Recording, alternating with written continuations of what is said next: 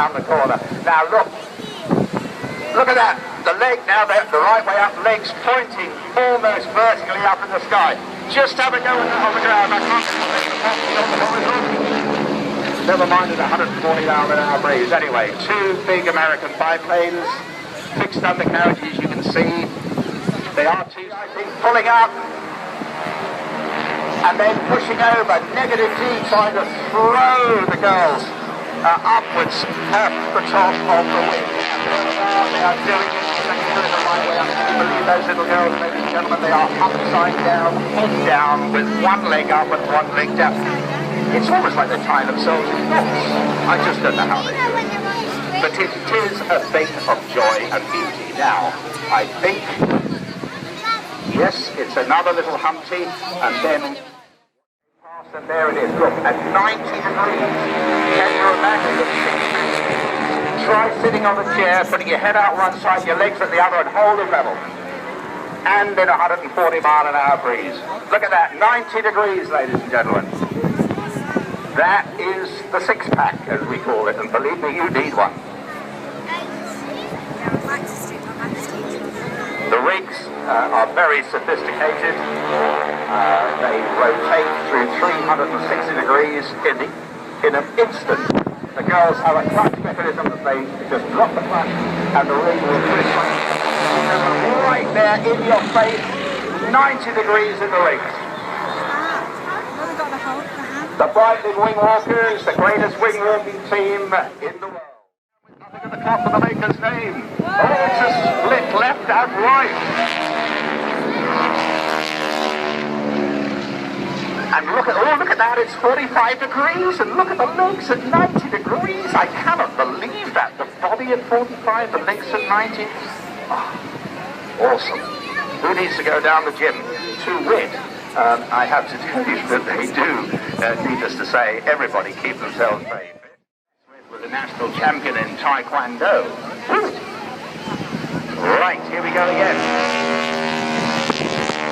Now, oh look, it's a leg kick. They're kicking the leg up. Look at that, up in the air, head on for the Humpty pass. Outstanding, outstanding. And not just the wind, but the surface. Get down below about 500 feet coming off the water.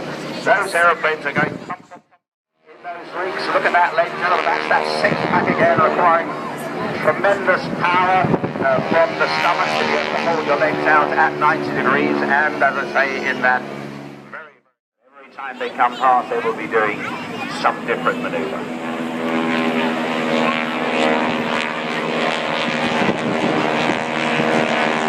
Okay, now this is the back-to-back twister, I think, pulling up.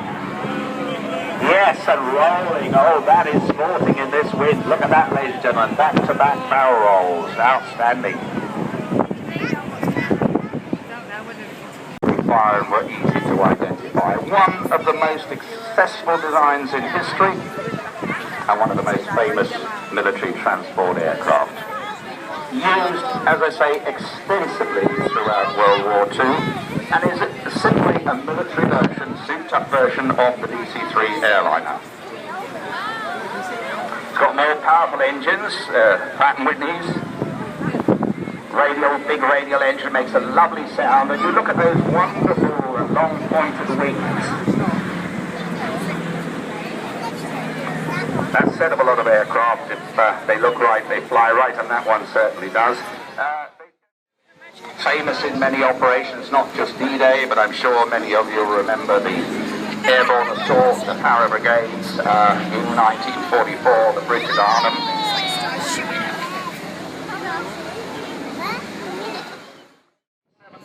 From the Battle of Britain Memorial flight, flown by Flight Lieutenant Seth Davey with Slough, Beresford and Craig Barrington. Now, this is one of the most famous aircraft in the world. May not look that exciting. Twin engines, big radial engines, painted in camouflage by the English Electric Lightning. Oh, look at that, upside down, wonderful. What a view, the screaming wave that he wanted to paint an aircraft.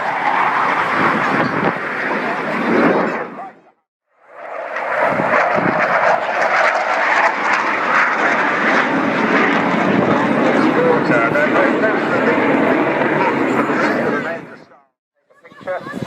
it is.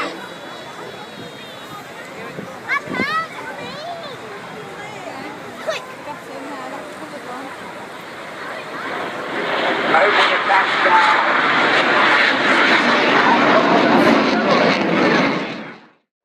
So if that engine driving at the back would stop, all that would happen is it would flutter down. In this case, you'd get wet feet, but it would flutter down to the ground perfectly safely and perfectly under control. Which I have to tell you is exactly what happens if the engine fails in a helicopter. It will go into auto rotation.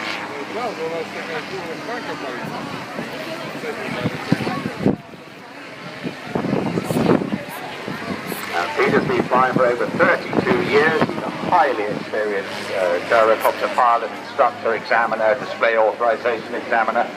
He's got 2,500 hours flying gyrocopters. Trying to give them away. And remember those glorious days when so much hung in the balance.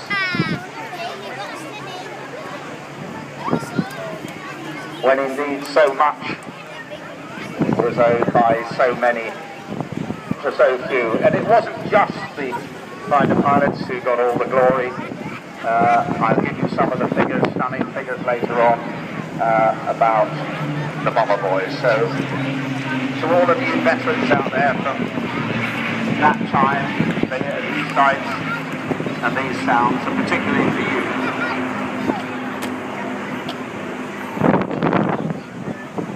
And it's not just the past, it's the present. Marvelous.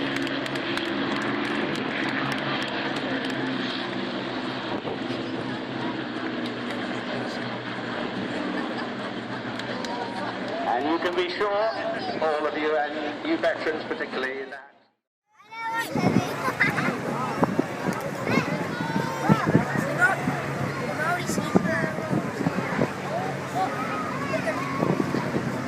and there, ladies and gentlemen, last but by no means least,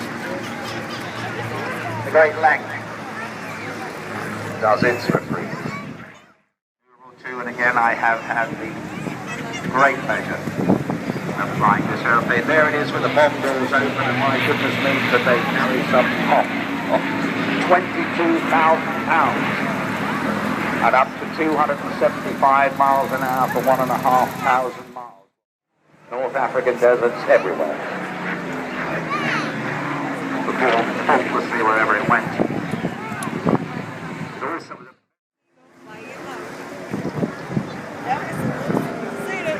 Quite a different construction.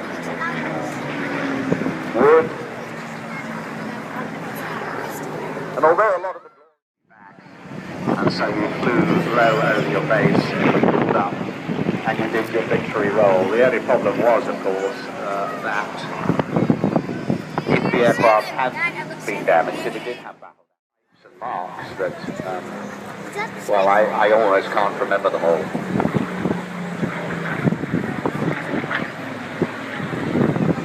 There was a carrier-borne version of the Spitfire, of course, which was the Seafire.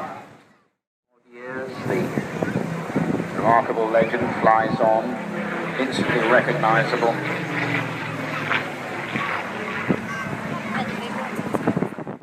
Compared to the later marks, were almost different aircraft.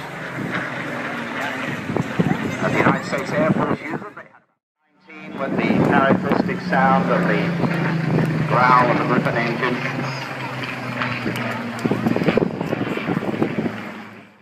Here he is, big raking turn, lovely view of the underside.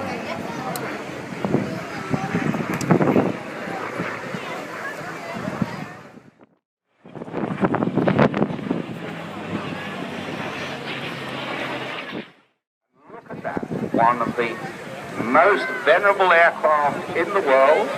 The Swordfish, it is actually what's known in the business as a Blackfish, because it was built by the Blackburn Aircraft Factory at Sherburn in Elmet. Well, the Type first flew in 1934, and you take a look at that little puppy there climbing into the wind. And I have to tell you, pilots marveled that they could pull a Swordfish off the deck of a ship and put it into a climbing turn at 55 knots. Because yes, that's exactly what this aircraft used to do.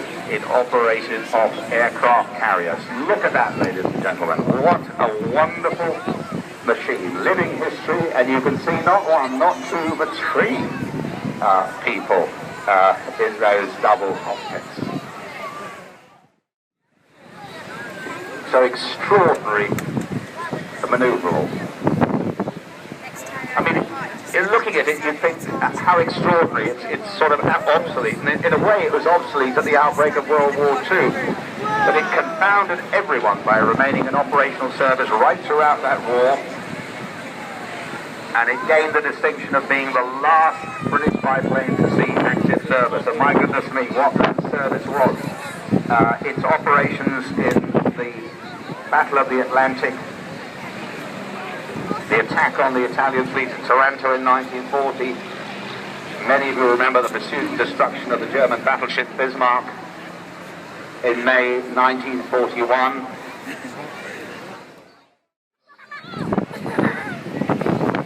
1,000 hours of anti-submarine patrols, often in the most appalling conditions.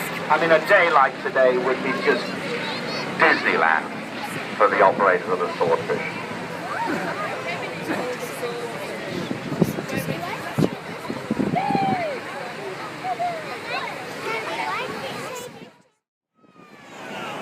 Yes, there she goes.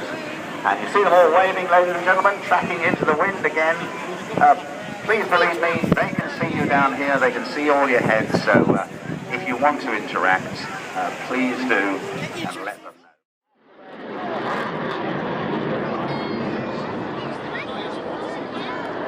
Flown by Jamie Norris, Flight Lieutenant Jamie Norris. Great lad. Oh, I wish I was there now.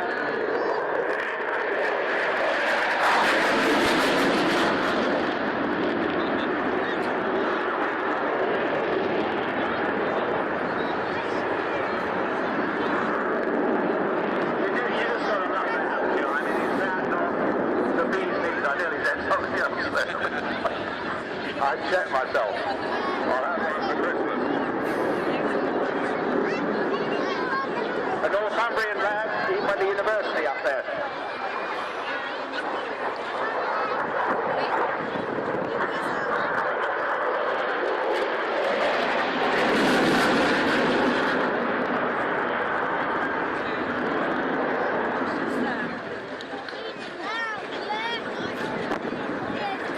I'm just going to put little snippets in here because it's just really best to watch it and just enjoy the sheer godlike power. Well, if I can do it at high speed, he says, why not do it at low speed? Extraordinary manoeuvrability. See the canards on the front there that add to that incredible low speed manoeuvrability.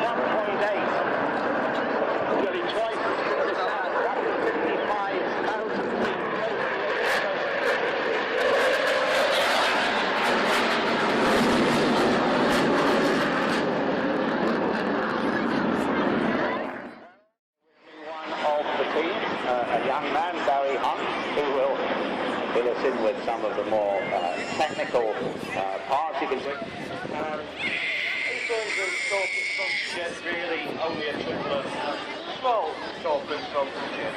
So no, there's no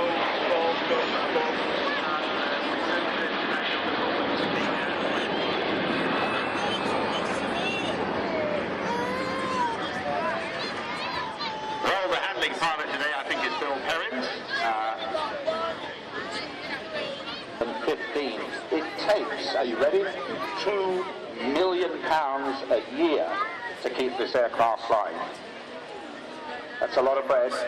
but it uses a serious amount of fuel, and I think actually just physically working on the aircraft, it's just incredible that the job was put together in the first place. How was it done, Barry? From start to finish, the restoration began. Bomb doors close on the next pass.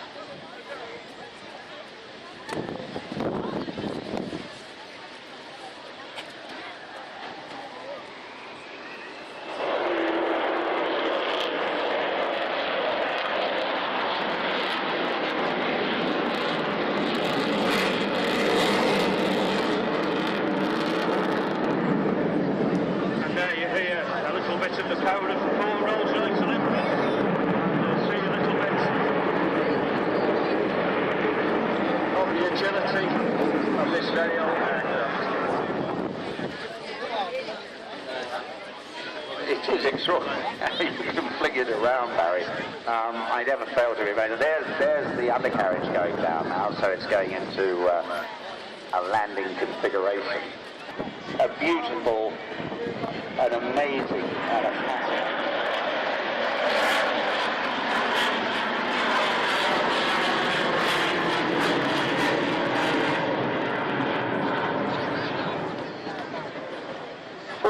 I thought he was going to roll it.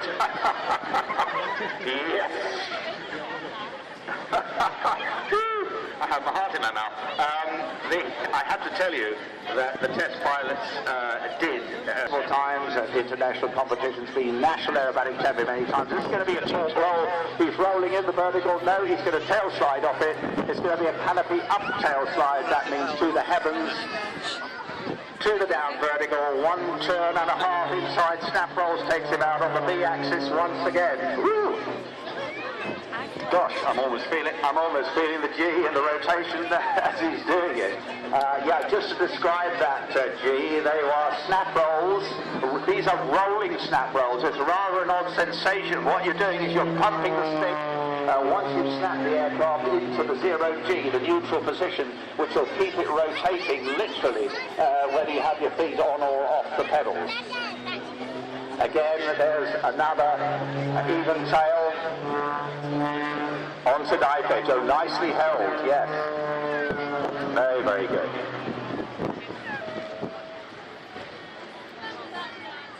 On the climbing 45, 1, 2, 4, 1.5 into snap roll, into a roulade. Again, canopy down. And pulling through on the cross axis, back onto the A axis.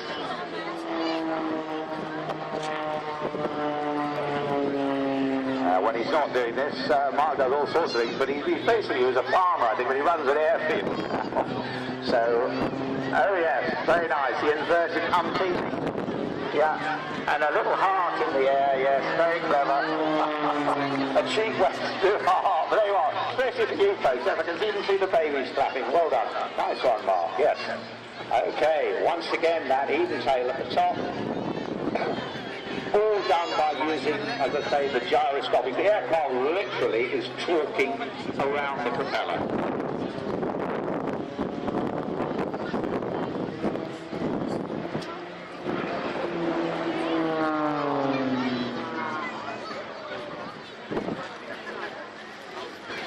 In the vertical rolling,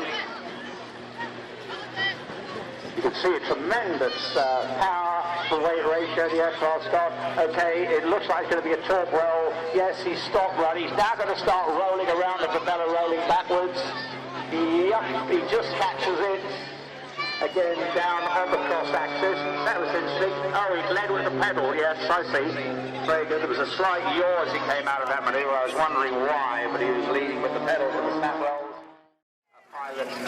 In the world, coming in then from your left, ladies and gentlemen, Richard Grace, Dave Fullerton with the Trig team. 2 hits S1B. Let's start off with a classic loop-the-loop. Yes. Perfectly done. They spotted that little bit of drift coming in and angled off. You can see now the effect that the wind is having on them. They're really having to work very, very hard, but that was beautifully done. Very difficult conditions.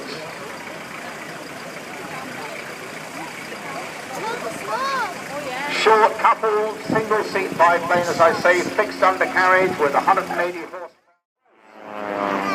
When you're in that aircraft at the back, you can literally see the streaks of oil on the aircraft in front of you, and the little specks of, well, in the old days it was diesel, but now, of course, as I say, it's all lumped up. All the Trig team, dive beds, standing job, well done. I can see you all waving now, folks, hats and coats and bras and everything, umbrellas, throw them up in the air. And Dave Fullison as well, waving there, you can see with his canopy slid back. Well done, lads, great job.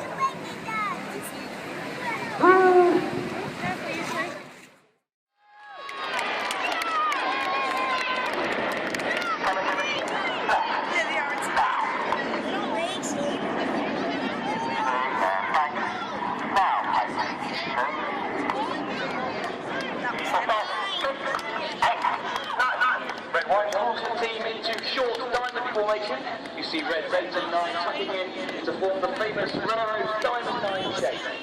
Red 1 is squadron leader Jim Turner. It's his second year leading the team, but he was a wingman with the Red Arrows from 2005 to 2007.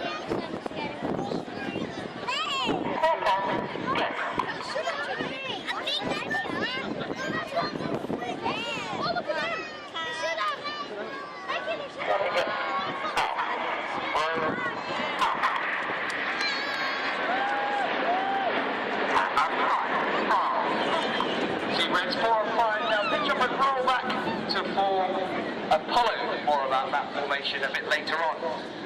More about Jim Turner now. He's in. This time, boys and girls, as the canopies come towards us, see you waving.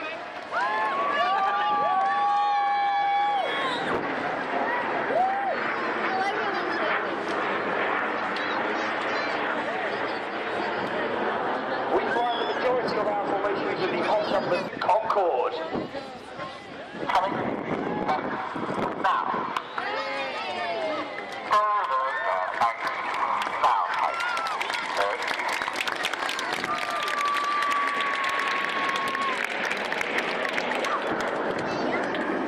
Well, this year is the 70th anniversary of Operation. 70 years since the Dumbusters raid.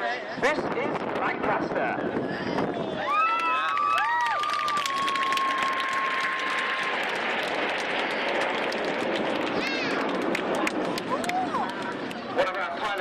Has completed a tour with the famous Dumbusters squadron. Red 3 is flying atop. That's a big wave now, boys and girls.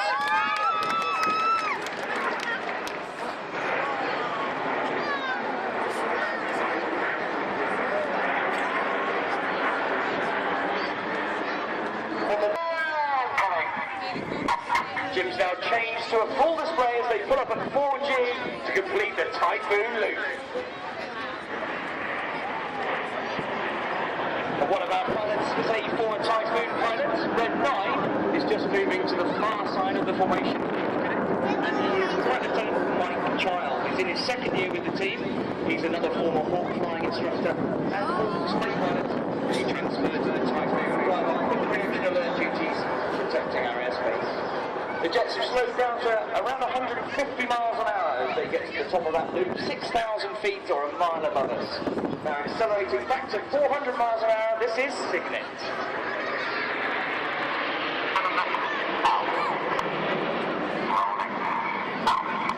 The middle of the left-hand wing as we look tail on is the last of our first-year pilots.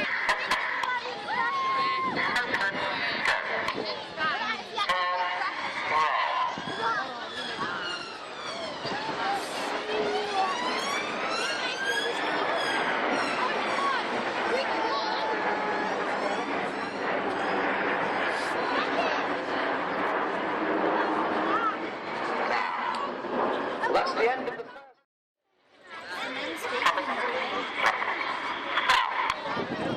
Enid go right and Chippo go left. This is the 5-4 split.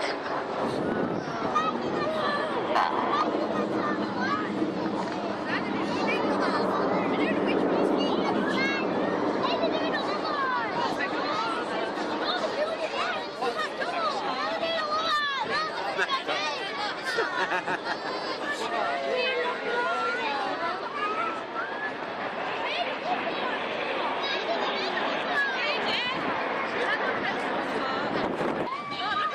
6 getting very excited and enjoying it, shouting on the radio. There it is, ladies and gentlemen.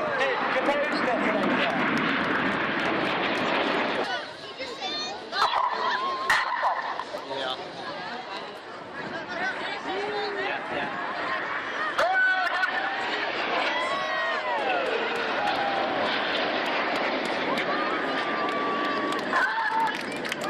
Synchro pair leave their smoke on now and turn away from us at 6G or 6 times.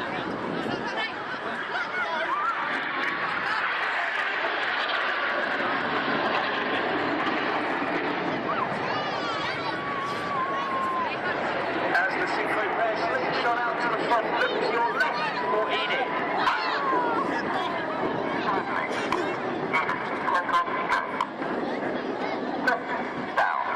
The wings of Enid drop down to an inverted V shape, and if you look to your right, you'll see a lone jet. That's Red 9. He's going to fly in between Enid's feet now as they complete the goose. Making a goose.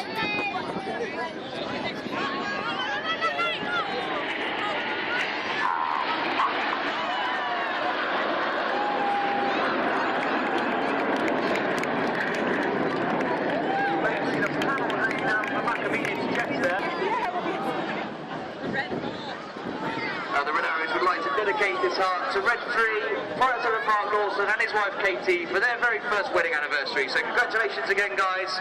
There's the heart just for you. Into the top left of the heart, Team Cupid, Red 8, Flight Lieutenant Ben. This is the vertical break.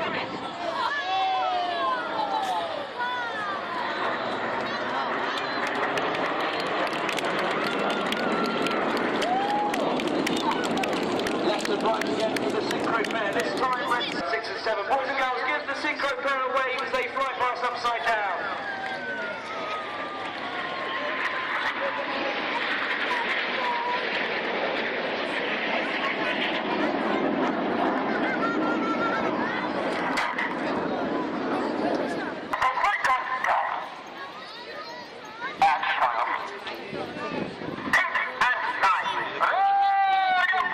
Reds 8 and 9 roll around 6 and 7, who perform their own roles and split in the Gyro